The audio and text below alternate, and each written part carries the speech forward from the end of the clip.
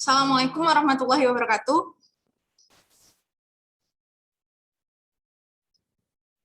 Suara Miss terdengar nggak? Waalaikumsalam warahmatullahi Waalaikumsalam wabarakatuh. warahmatullahi wabarakatuh. Terdengar, Miss. Oke. Gimana kabarnya hari ini? Alhamdulillah sehat, Miss. Udah ada yang ngecek psikologi untuk hari ini? Sudah, Miss. Kira-kira hari ini kita gimana, Habil? Ada ujian harian ya? Iya, Miss. Udah dikerjain? Belum, Miss. Oke. Nanti selesai live teaching mungkin di jam-jam 11 sudah bisa dikerjain ya. Soalnya mudah kok, cuma 10 soal. Jadi di sini karena kalian lihat kan di psikologi masing-masing sudah ada ujian harian. Di sini kita akan melakukan review materi mengenai ekologi atau ilmu yang mempelajari tentang ekosistem ya. Nah, mungkin dari kalian udah banyak nih ekologi, hal yang sering kita pelajarin dari mulai SMP ya. Nah, di sini Miss akan ngasih tahu nih apa aja yang akan kita review dari mulai pengertian ekosistemnya, komponen ekosistem, jenis-jenis ekosistem, menganalisis perbedaan pada beberapa daur biologi geokimia, dan juga ada rantai makanan, ada juga perubahan dari suatu ekosistem. Nah, jadi kalian mungkin masih ingat nih ya, apa sih yang dimaksud dengan ekosistem?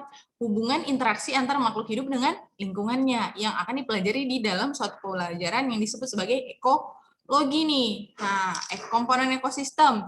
Jadi sebelum Miss jelasin nih semuanya, kira-kira dari semua ini yang mana sih yang paling kalian tidak paham? Yang masih bingung kira-kira? Daur biogeokimia, Miss. Oke, daur biogeokimia. Oke ya. Namun sebelum kita bahas lebih lanjut, nah ya bagus. Sebaiknya kita mengucapkan Bismillahirrahmanirrahim. Semoga pembelajaran hari ini dapat berjalan lancar ya dan dapat kita peroleh manfaatnya dan syafaatnya di bulan puasa ini. Semoga kalian nggak lemas ya, tetap semangat di dalam menjalankan ibadahnya semua. Oke. Langsung aja kita ke bagian daur biogeokimia. Untuk komponen-komponen ekosistem masih ingat kan? Biotik, abiotik, masih ingat?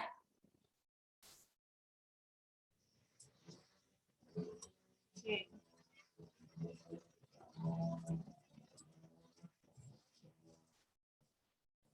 Kalau disebutkan sebagai daur biogeokimia, berarti adanya peredaran daur, gitu kan? Daur siklus atau pengaliran. Berarti adanya pengaliran atau siklus berulang atau peredaran unsur kimia dari lingkungan melalui komponen biotik dan abiotik ke lingkungannya nih. Nah, jadi daur biogeokimia itu ada beberapa nih siklus yang harus kalian pelajari. Dari mulai siklus air, siklus fosfor, siklus sulfur, siklus nitrogen. Nah, mungkin yang paling sering kalian pahami ya ini nih, yang paling sederhana, yang paling sering kita lihat dari mulai SD nih, ada dibahas mengenai siklus air. Nah, jadi siklus air ini adalah siklus yang menggambarkan pergerakan air secara terus-menerus dari bumi ke atmosfer dan balik lagi ke bumi. Jadi coba kalian lihat nih, biar Miss geser dulu ini biar kalian lebih mudah lihatnya. Oke, biasanya proses siklus air itu dimulai dari proses adanya. Jadi kan air di bumi ini kan banyak nih asalnya. Ada yang kita mulai dari danau. Nah, dari danau nanti akan mengalir menuju ada yang ke rawa maupun ke laut nih. Jadi nanti air-air baik di danau maupun yang di laut maupun yang di rawa itu akan mengalami evaporasi atau penguapan. Nah, air-air ini atau uap-uap air tadi akan berakumulasi atau terkumpul di atas awan. Nah, yang kelama-kelamaan akan dibawa oleh angin menyebabkan terjadinya proses kondensasi atau turunnya hujan. Nah, ketika hujan terjadi proses presipitasi. Presipitasi ini ada yang masih ingat apa? Ada yang masih ingat nggak? Presipitasi ini apa?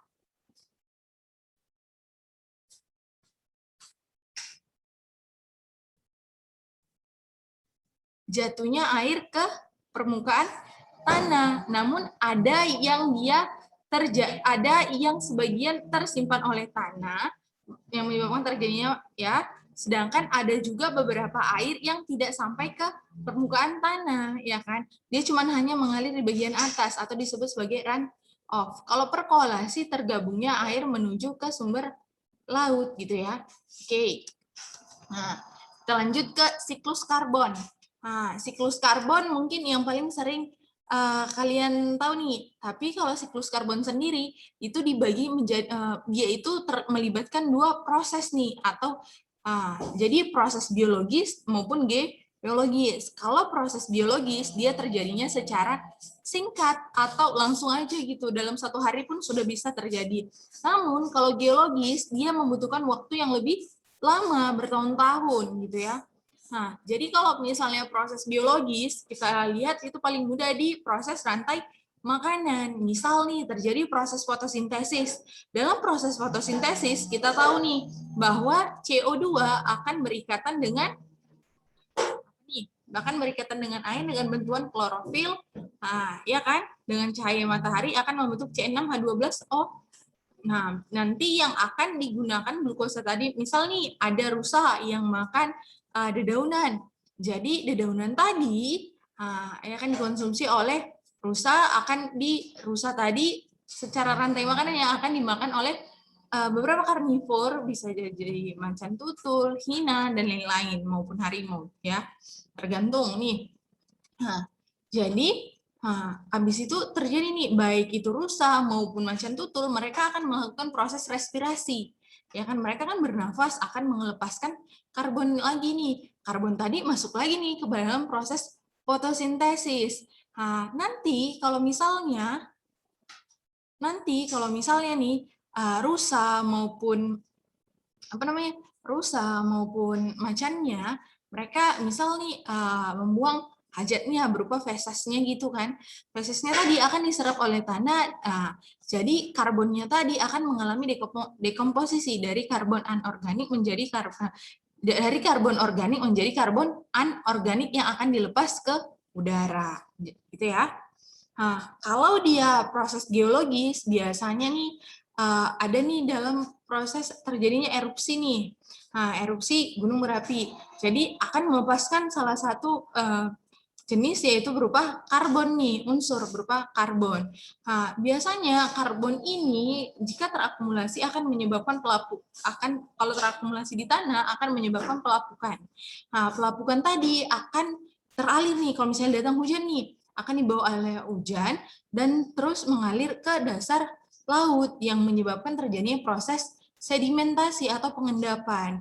Nah, nanti tanah-tanah yang ada di sini itu kan akan lagi nih terbentuk, akan membentuk lagi sehingga ada subduksi atau subduksi itu proses yang mengubahnya nanti sehingga lama-kelamaan akan membentuk daratan yang baru, gitu ya. Oke. Ada juga nih siklus nitrogen. Ini yang paling sering nih masuk di ujian. Dulu kalau ada ujian nasional, sering masuk ujian nasional maupun SBMPTN atau UTBK sekarang mungkin lebih kalian sering dengar. Nah, kalau siklus nitrogen itu melibatkan 4 proses, yaitu fiksasi, amonifikasi, nitrifikasi, dan denitrifikasi. Ya. Nah, kalau dia proses fiksasi nih, fiksasi berarti adanya pelepasan ya atau perubahan. Jadi ini nih, salah satu unsur yang paling banyak di bumi yaitu unsur N2, nitrogen. Jadi nitrogen bebas yang ada di udara, itu kan yang ada di atmosfer, nggak bisa langsung nih diolah oleh makhluk hidup ataupun organisme gitu ya. Jadi mereka harus diubah dulu nih komponennya, ya, diubah dulu komponennya melalui proses yang tadi nih fiksasi, amonifikasi, nitrifikasi, dan denitrifikasi.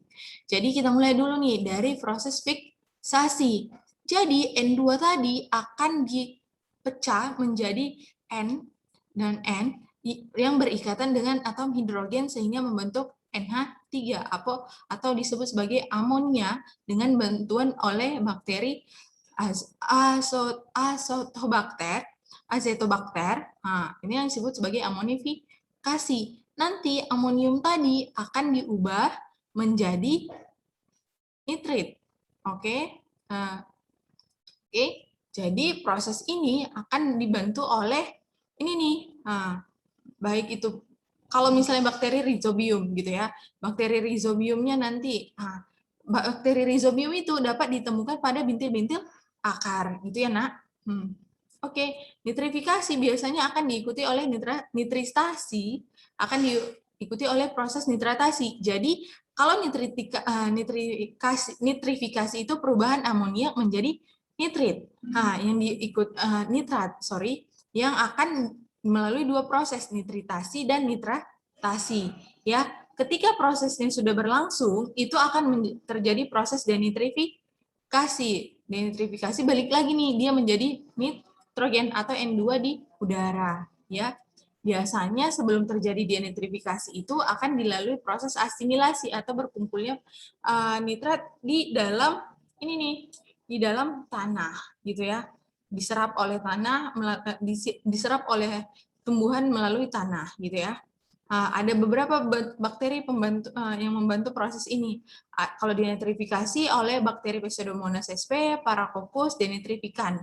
Ya, namun kalau dalam proses nitratasi, bakteri yang berperan itu adalah nitrobakter, sedangkan pada proses nitritasi Nitrosomonas maupun Nitrococcus, gitu ya. Oke, yang terakhir. Yang terakhir, namun di sini ada siklus fosfor. Kalau dia bahas tentang siklus fosfor, itu mirip nih sama siklus karbon. Perbedaannya, kalau siklus fosfor ini, kita tahu kan bahwa fosfor salah satu zat yang menyusun apa nih? Fosfor biasanya berhubungan dengan fosfat, penyusun tubuh makhluk hidup. Jadi biasanya, misal nih kita ambil contohnya tumbuhan. Nah, di tumbuhan tadi kita ambil contohnya dari rantai makanan ya. Dari tumbuhan rusa makan mengeluarkan feses. Nanti fosfat organik akan diubah menjadi fosfat anorganik yang dapat diserap lagi kembali oleh tumbuhan. Nah, jadi terjadi dekomposisi, perubahan fosfat organik menjadi fosfat anorganik ya. Nah, namun kalau misalnya kita lihat nih, jadi kan di udara juga ada fosfor nih. Fosfor di udara tadi akan terikut melalui aliran hujan nih, air hujan yang menyebabkan pelapukan nih pada batuan.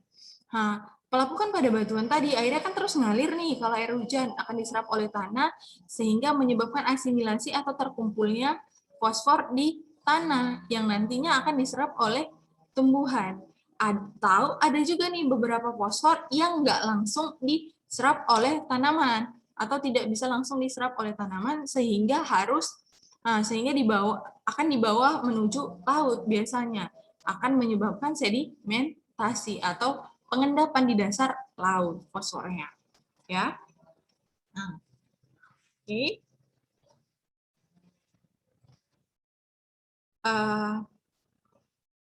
Oke, kira-kira sampai sejauh ini paham?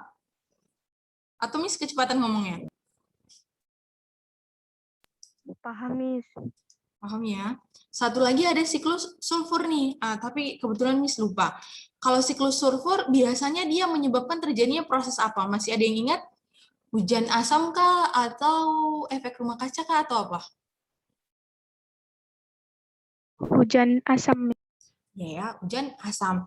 Namun biasanya siklus fosfor ini secara alamiah dia berhubungan dengan terjadinya erupsi gunung berapi yang akan melepaskan unsur sulfat dan ya kan akan melepaskan unsur SO2 dan H2O dan H2 ya yang akan menyebabkan terbentuknya sulfat H2 gitu ya.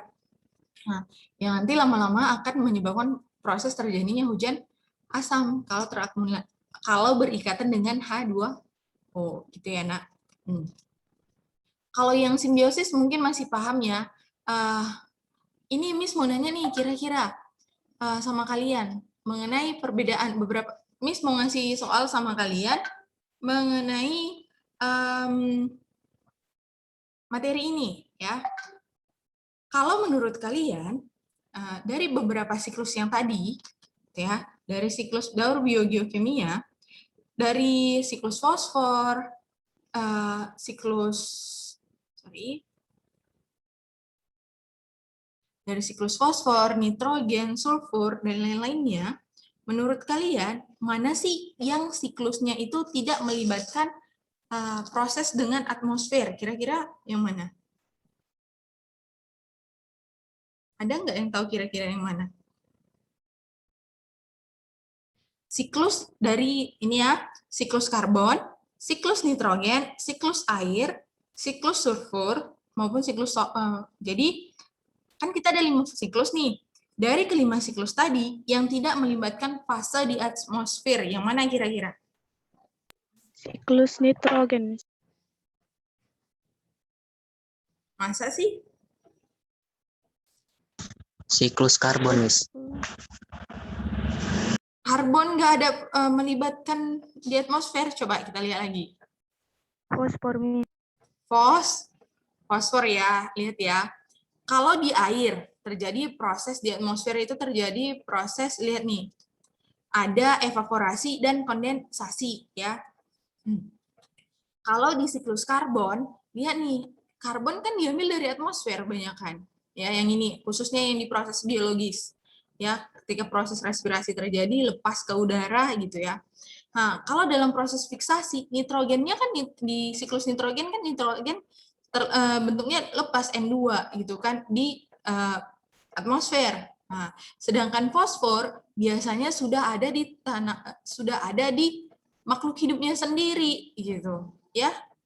Jadi dia tidak melibatkan atmosfer dalam prosesnya nih. Nah, tuh. Kira-kira dari beberapa siklus tadi, kira-kira yang 5 siklus tadi, dari kelima siklus tadi yang berperan dalam menyebabkan efek rumah kaca. Kira-kira yang mana sih siklus biogeokimia yang terganggu sehingga menyebabkan terjadinya efek rumah kaca?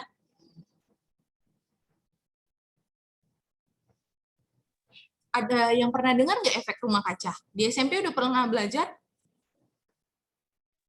Sudah, Miss. Pernah, Miss. Efek rumah kaca itu biasanya menyebabkan apa? Terkikisnya atmosfer, Miss. Pemanasan global ya kan? Oke.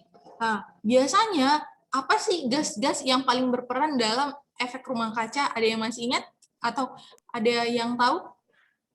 CO2, Miss. Karbon. CO2 ya. Berarti kira-kira kalau terjadi, berarti kan CO2 di atmosfer kan banyak nih. Berarti siklus biogeokimia tidak seimbang. Berarti kalau dia terjadi efek rumah kaca, berarti siklus karbonnya terganggu. Ya. Nah, tuh. Coba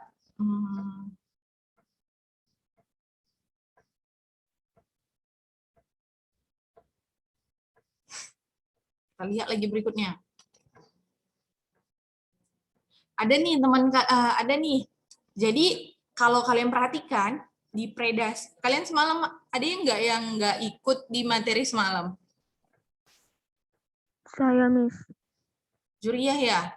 Oke. Juriah di modul atau di PPT yang Miss kirim di psikologi udah dibaca kan mengenai apa itu predasi, apa itu kompetisi intraspesies nih, maupun interspesies. Udah tahu perbedaannya kan? Kita ulang ya. Jadi, kalau predasi, interaksi yang terjadi ketika suatu organisme membunuh organisme lain untuk dimakan. Itu peristiwanya nih.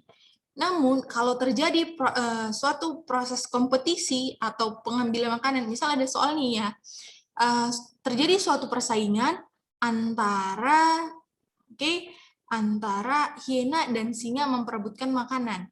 Itu disebut sebagai kompetisi. Namun, ketika ada soal yang menyebabkan hubungan yang terjadi antara singa dan zebra, itu merupakan suatu proses, itu mengindikasikan adanya interaksi berupa predasi, adanya predator dan mangsa. Bisa bedakan kira-kira?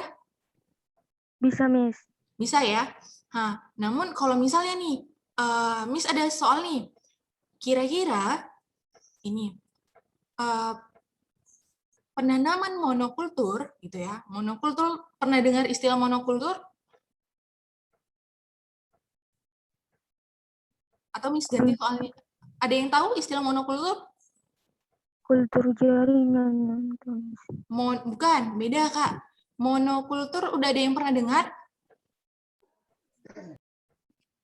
Belum, Miss. Oke, monokultur itu penanaman satu jenis tanaman di dalam satu daerah. Ya seharusnya kan kalau di daerah kita, khususnya Indonesia gitu kan, kita tahu bahwa kita itu dia dominan ke arah bioma hutan hujan tropis. Maksudnya di dalam suatu daerah itu atau misalnya di kawasan kita biasanya hutannya bersifat heterogen. Namun kalau kita lihat sekarang banyak nih pembukaan lahan kan yang menyebabkan terjadinya penanaman satu jenis tanaman, ya kan?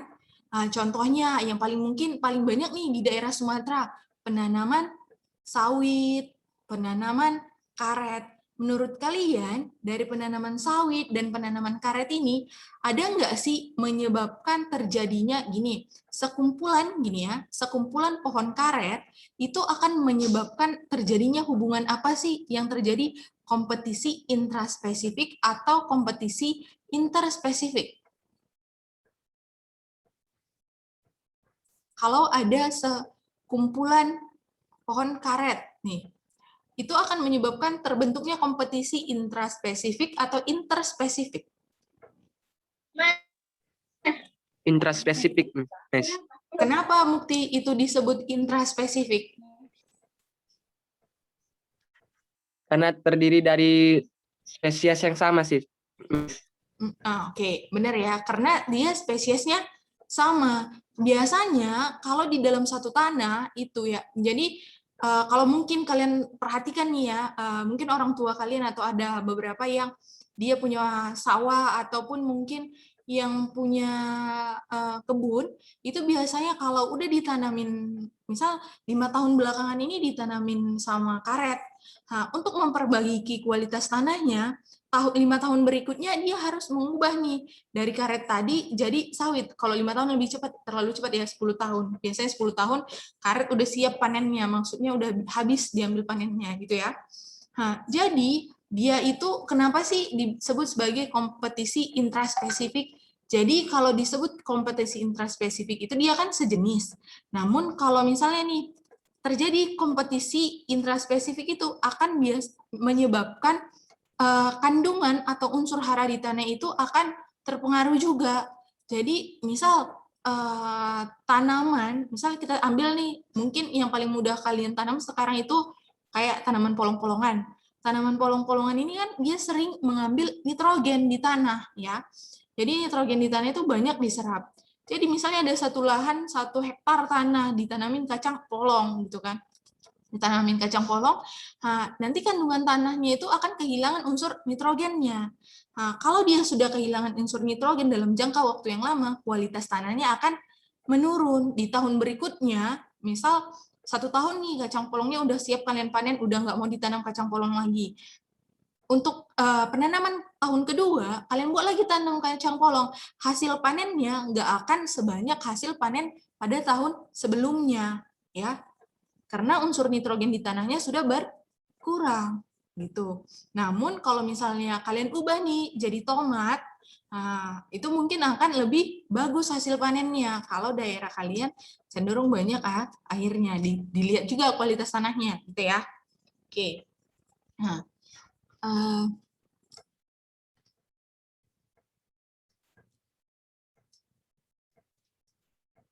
kira-kira untuk pertemuan ini ada pertanyaan lagi? Ada yang masih bingung? Kalau aleleopat masih ingat apa? Apa sih yang dimaksud dengan zat alelopati? Masih ada yang ingat? Alelopati. Yang kemarin masuk, ada yang ingat? Zat yang dapat menghambat pertumbuhan tanaman yang berada di sekitarnya, ya kan?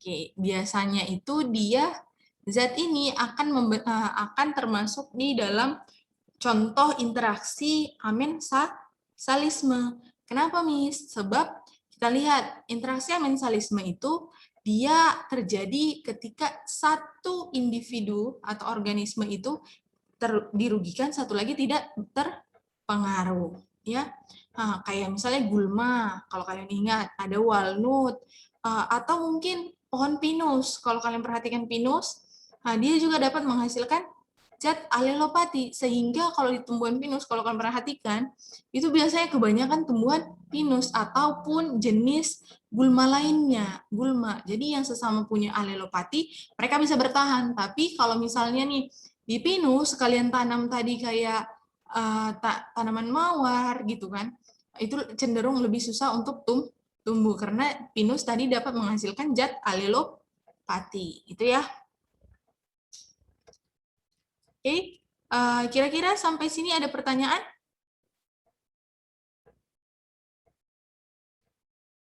Ada?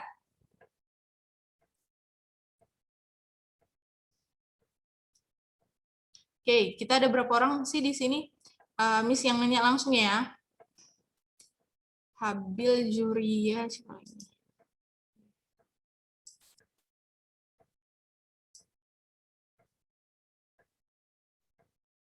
Koirunisa Lubis.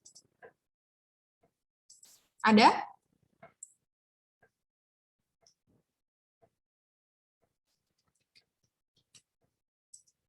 Nggak ada ya? Ada, Miss. Koirunisa, masih ingat nggak ini pohon apa?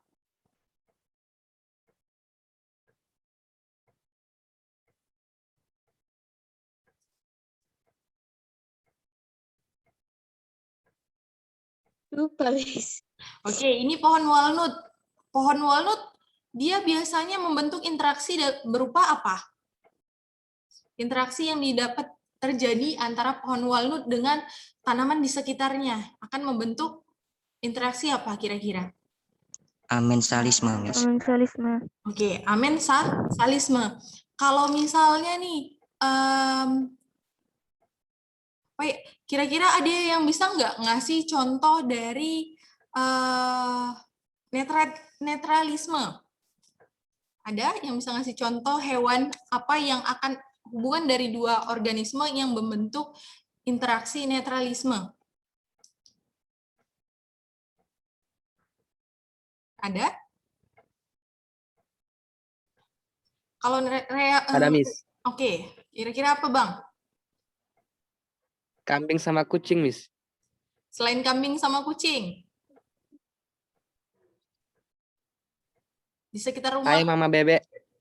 Ayam sama bebek. Oke. Ya, nggak ada ya. Nggak berpengaruh satu sama lain ya. Ya, nggak ada serang-serangan istilahnya. Ya, nggak membentuk predasi maupun hubungan komensalisme dan parasitisme dan lain-lain, enggak.